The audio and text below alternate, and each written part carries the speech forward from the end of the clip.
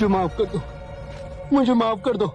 पीछे पड़ी स्वर्ण मुद्राएं ले लो, मेरे गहने ले लो और मुझे माफ कर दो। तुम कहोगे कि तुम्हें और धन चाहिए तो मैं इस वन में आके छोड़ दूंगा, पर मुझे छोड़ दो।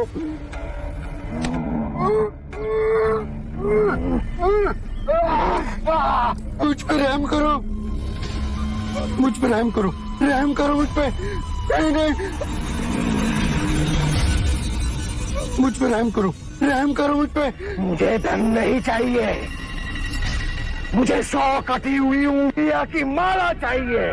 नहीं नहीं, जिस दिन मेरे इस माला में 100 उंगलियां हो जाएगी उस दिन मुझे सिद्धि प्राप्त होगी। मेरी शक्तियां प्रबल रूप लेगी और पूरी सृष्टि में विकसित होगी। मुझ पे रहम करो।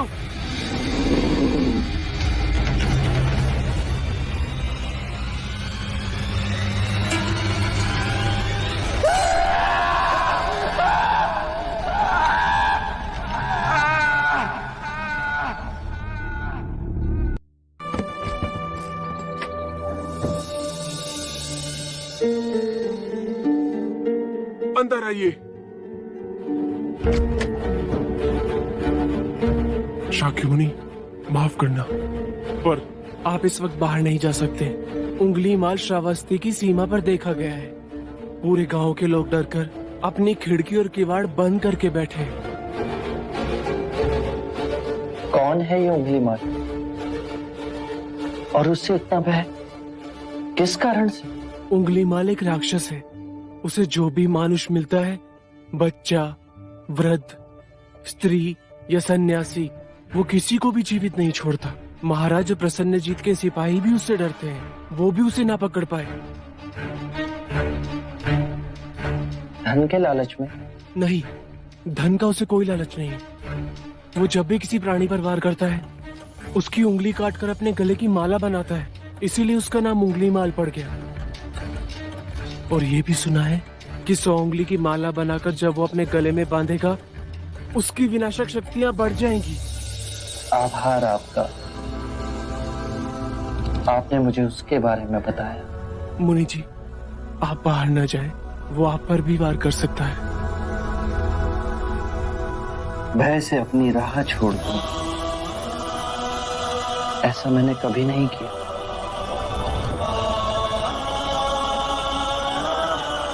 मुझे भिक्षा मांगते देख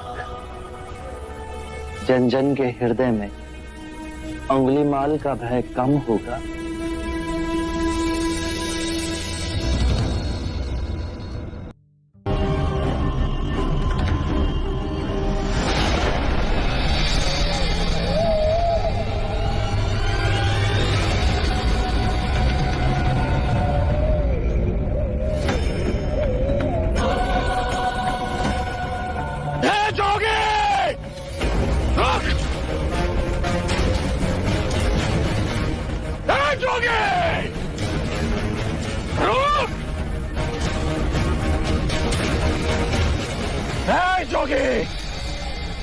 मेरे आदेश देने के बाद भी तू रुका क्यों नहीं?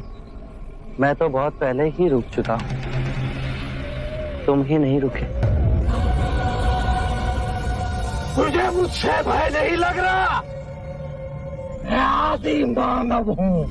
नहीं, तुम मानव हो। जोगी, तूने कहा कि तू कब का रुक चुका है, और तू तो चल ही रहा था, और तूने ये क्यों कहा कि मैं नहीं रुका? मैं बहुत पहले ही रुक गया। ऐसे सारे बुरे कृत्य छोड़ दिए जिससे किसी भी प्राणी को दुख या कष्ट पहुंचे। मैंने जीवन की सुरक्षा करना सीखा। सब जीना चाहते हैं, बस तुम उन्हें करुणा से देखो तो। मैं सबकी हत्या करूंगा। मानव में न प्रेम है न करुणा है, सिर्फ छल और कपट है। तुम्हें लोगों ने बहुत दुख दिया है उंगली माल। क्रूरता व्यक्ति अज्ञान के कारण ही करता है। घृणा, द्वेष, ईर्ष्या, मोह, माया, ये सब अज्ञान की ही संतान है। और वो व्यक्ति ही है जिसमें दया, करुणा, सद्भाव और समझ का उदय भी होता है। अंगुलीमाल, यदि इस जीवन में क्रूर और निष्ठुर लोग हैं तो दयावान भी हैं। बस अपनी आंखों से ये अंधेपन का पर्दा हटा के देखो। और व्यक्ति जैसे नहीं हो। मैं हर व्यक्ति जैसा ही हूं, बस जागृत हो ये सिद्ध कर रहा हूं कि हर व्यक्ति में जागने की क्षमता है। मेरा मार्ग क्रूरता को निर्मलता में परिवर्तित करता है। तुम घृणा के पथ पर बस इस क्षण रुक जाओ। तुम भी दया और करुणा के पथ पे चल सकते हो अंगुलीमाल। तुम वही हो जिन्हें लोग बुद्धा कहते हैं, जो लोगों को मुक्ति के मार्ग पर चलना सिखाता। मैं बहुत दूर निकल चुका हूं। मैंने बहुत हत्याएं की है। अब मेरे लिए रुकना असंभव है। असंभव कुछ नहीं। जब आंखें खुले तभी सवेरा। मैं पुनः जीवन की ओर नहीं मुड़ सकता। बहुत देर हो चुकी। तुम में इतनी चेतना है कि जो तुमने किया था वो बुरा था। इसका अर्थ है कि तुम में इतनी समझ है कि क्या बुरा है और क्या अच्छा है। अंगुलीमाल, जिस दिन से तुमने अच्छा कार्य शुरू किया उस दिन से तुम्हारा नया जीवन शुरू हो जाएगा। मैं कितने भी अच्छे कार्य करूं,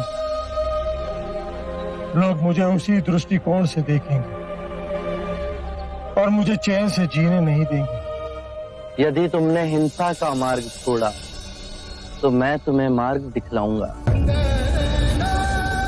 तुम्हारा संरक्षण करूंगा। तुम्हें लोगों की घृणा से बचाऊंगा।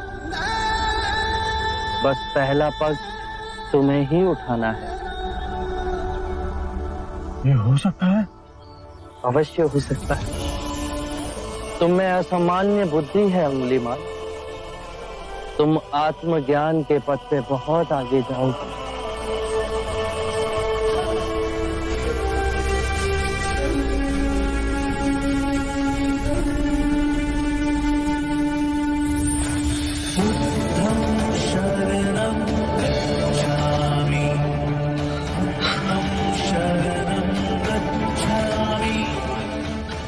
मैं आपको वचन देता हूं,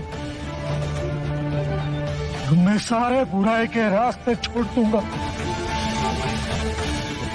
आपके पीछे करुणा के पथ पर चलना सीखूंगा। कृपया कृपया मुझे आपका शिष्य बना दीजिए।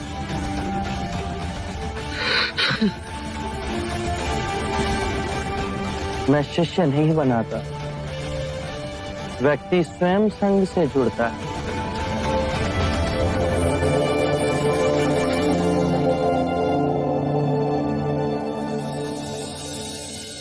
क्या? सिद्धार्थ नहीं महाराज, शाक्य मुनि गौतम बुद्ध। ये सूचना सत्य नहीं हो सकती। सत्य है महाराज। बुद्ध की दृष्टि मात्र पड़ते ही अंगुलीमाल जैसा राक्षस सहजता से उनका भिक्षु बन गया। मैं नहीं मानता। अपना प्रचार करने हेतु सिद्धार्थ ने झूठा समाचार उड़ाया। ऐसे क्या निहार है?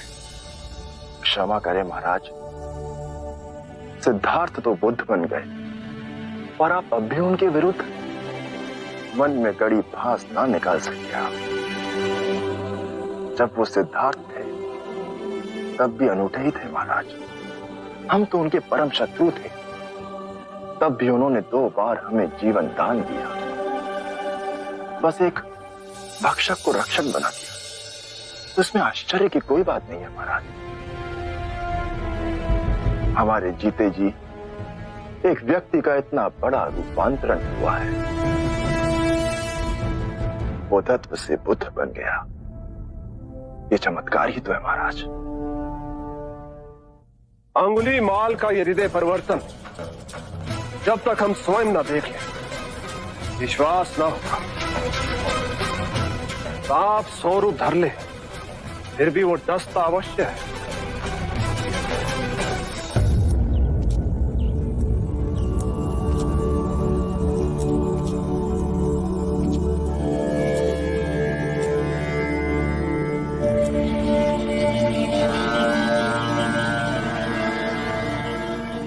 बांदुल,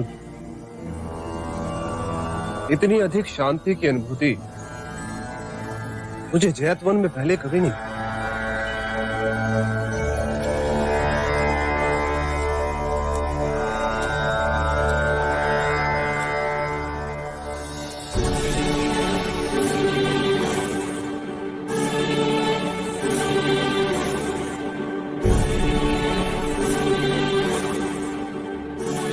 नहीं नहीं,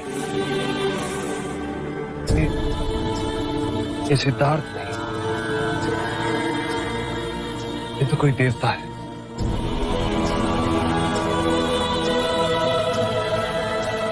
जिस प्रकार एक सर्प अपनी पुरानी केंचुली को छोड़ नई केंचुली धारण करता है, उसी प्रकार मनुष्य को भी अपने पुराने रूप को कई बार छोड़ नया रूप धारण करना पड़ता है।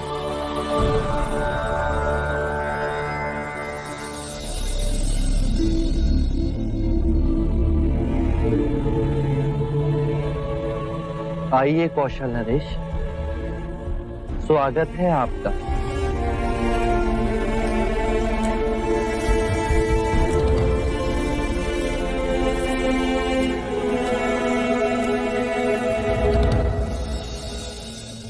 हम आपसे एक बात की पुष्टि करने आए।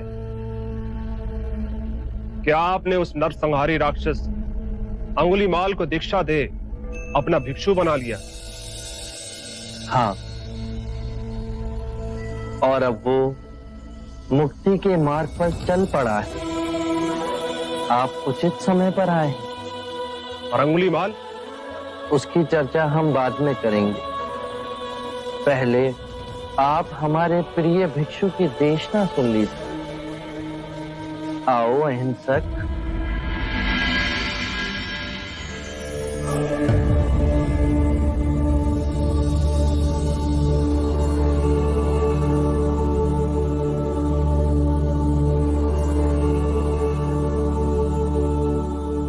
बुद्ध कहते हैं,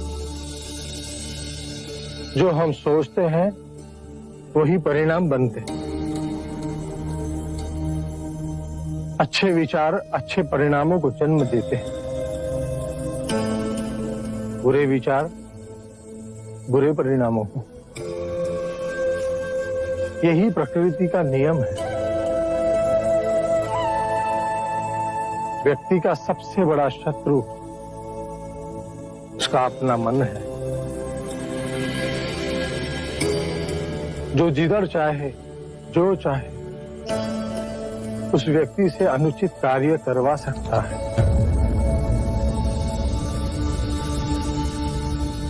इतनी गूढ़ बातें कितने साधारण प्रकार से बताइए आपके इस भिक्षु ने। कौशल नरेश, ये भिक्षु अहिंसक है। दीक्षा से पूर्व लोग इन्हें ही अंगुलीमाल कहते थे।